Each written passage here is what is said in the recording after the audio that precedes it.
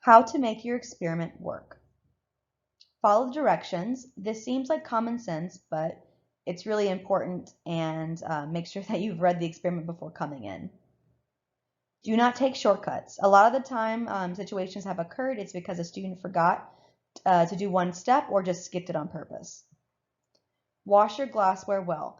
And if it's in your drawer, you can assume that you did a good job cleaning it. But if you are getting something out of a communal area, such as bins or kits, you might not want to trust what someone else has done. So wash that glassware before you use it. And then, of course, after you've used it. Any contamination left from previous experiments can and probably will mess up later experiments, which means that any glassware going back into your drawer, make sure you also wash them really well.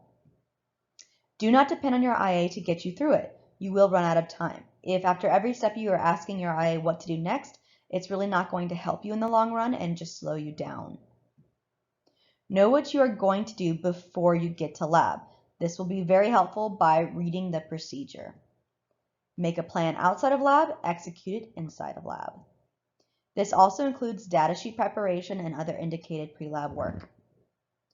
If the experiment does not work for you, it is your fault. I know that sounds harsh, but these experiments have been done for years and years and years.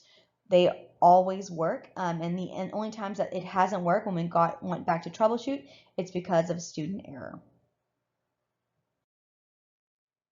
Lab timeline. So right at the start time of your lab, found in your course schedule, that's when lab starts.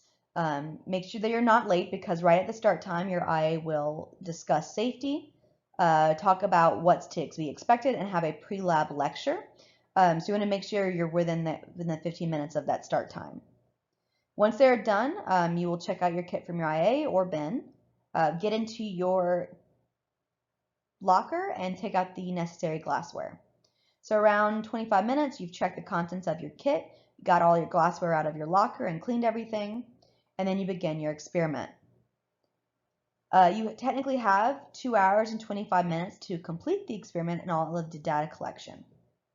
So at that 2 hours and 25-minute mark, you'll return the kit to the IA, make sure everything's clean and dry, and then finish your lab report. So it's important for you to make sure all of your area is clean before you finish your lab report, because you still have 25 minutes to finish things, but we must have everything done to get the lab ready for the next lab as soon as you can. So do all the cleaning and then return to do your lab report.